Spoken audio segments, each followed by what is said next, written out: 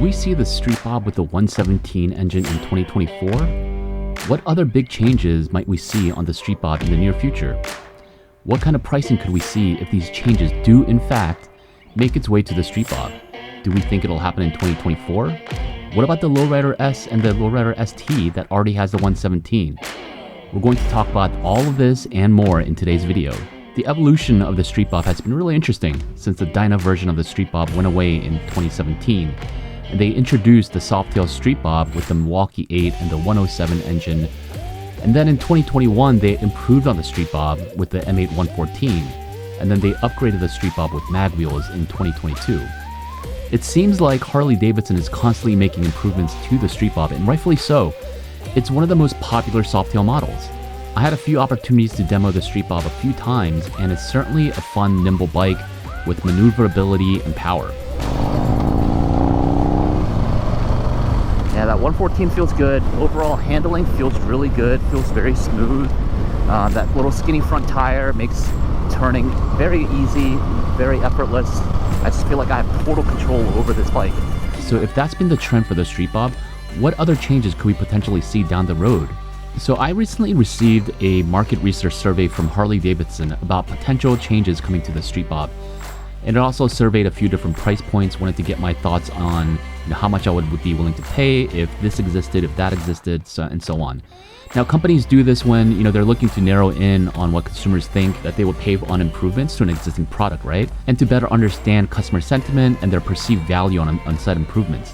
This is so that they have market data on what consumers are willing to spend for, given that it's been improved, so that when the company launches the product, they're not completely off base in terms of price points. So the survey was pretty simple. It said, hey, here's what the current Streetbob has in terms of features, and here's the price point. I'll throw a screenshot so you can see it. So they're basically establishing a baseline, meaning this is how much the Streetbob costs today with the current feature set. And then on the next page, the survey said, if the Streetbob came with these features, how interested would you be? And I was really shocked. The new features were cruise control, ABS, M8 117, straight line and cornering traction control, ride modes, LED lighting throughout the motorcycle, new laced wheels, tire pressure monitoring system.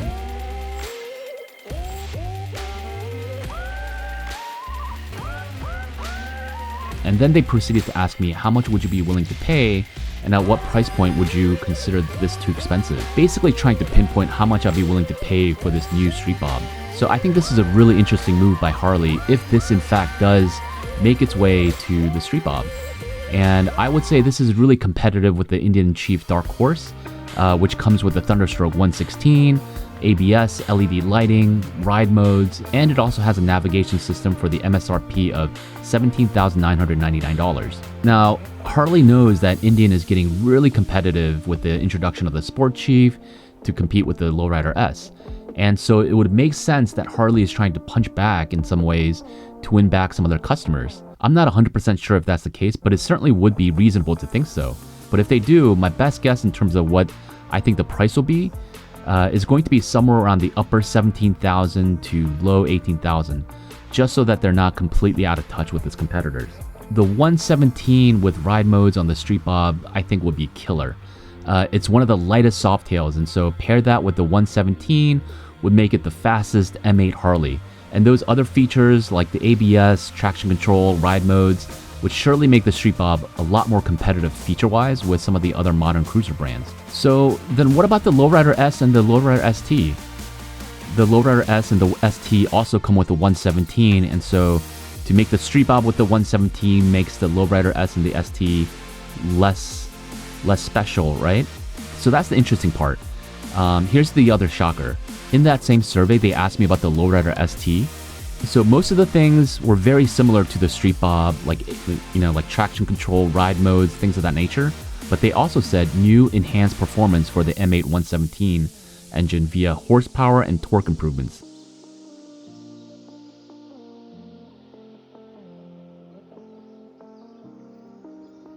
So it's a little vague what they mean. You want to know that information before you figure out how much you're willing to pay. But notice how they didn't say that about the Streetbob 117. I'm guessing it could be, better tuned to improve horsepower and torque, which I think still would be fantastic. The The Lowrider S and the ST are one of Harley's best-selling cruisers today. Needless to say, I'm pretty intrigued. I'm pretty excited about all this stuff. So I know what you guys are thinking. You're thinking, dude, you're basing all of this information on a survey that's just for research. Like, there's no validity in this. And maybe you're right, maybe not, but maybe it's not out of the realm of possibility. So remember that dodgy video just a few months back about the new 2023 Road Glide and Street Glide CVO? I remember when this picture popped up on Instagram, everyone thought it was speculation as well. They thought the photo didn't look real enough. They thought it looked weird or photoshopped or what have you. Not only that, I remember when the Lowrider ST came out, I broke the news on YouTube. I think I was one of the first ones, actually, to do the same thing. I saw a picture on Instagram. I said, hey, this looks like what a new Lowrider S could be. There were a lot of people that came out to tell me, you know, how wrong I thought I was. Some people even told me that, hey, I work for a dealership and I haven't heard anything about it. And then my boy Moto John, a few years ago actually, but he took a survey and he saw a photo of what a new Sportster could be. And it was the same Sportster mock-up with the Revolution Max engine. And I think 2 years later, we saw the Nightster with the Revolution Max engine. But so all I'm saying is that Harley Davidson has a pattern of, you know, releasing some information, intentional or not, about what the future could look like. From what history has told me, there's probably a good chance that these things are going to come down the line for, you know, the Softail Streetbob as well as the Lowrider ST, maybe the S as well. And I would even venture to say we're likely to see that, you know, in the Softail lineup. It doesn't make sense that they would only give these upgrades to the Streetbob and the Lowrider ST. It would be much easier to just go down the line and say all of the Softail lines are now going to come standard with these features.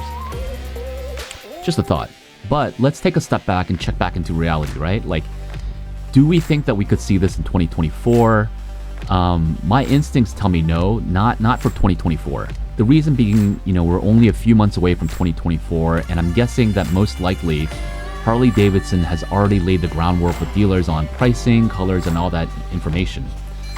So I think that's already pretty well established for 2024. To me, I think it's really doubtful that they'd be, you know, this late in the game trying to figure out what their pricing strategy is in October, no less, for something that they're going to be releasing in a few months. So to me, that doesn't really make sense. I think the timing doesn't really make sense to me a whole lot. So unfortunately, you know, I don't think we'll see this happen in 2024 for the Streetbob or the Lowrider S or the ST. I could be wrong, but I think they're doing market research now for something that they're thinking about releasing maybe in 2025 or even maybe 26. But I do think it's coming soon. They already have the technology to offer riding modes. You know, they have cruise control already on most Softails. You know, they have a lot of this technology already on some of their other bikes. So it's just a matter of kind of, I think, trying to bring it over to the Softail line, right? So to me, it's not really all that far-fetched. But what do you guys think? Do you think we'll see these updates on the Streetbob and the Lowrider S or the ST? Do you think we could see them this year? What about other Softail models? Will these updates make it to the other Softail models?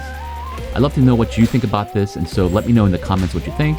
But that's going to be it for me today, guys. I hope you all enjoyed the content, and I'll see you in the next video.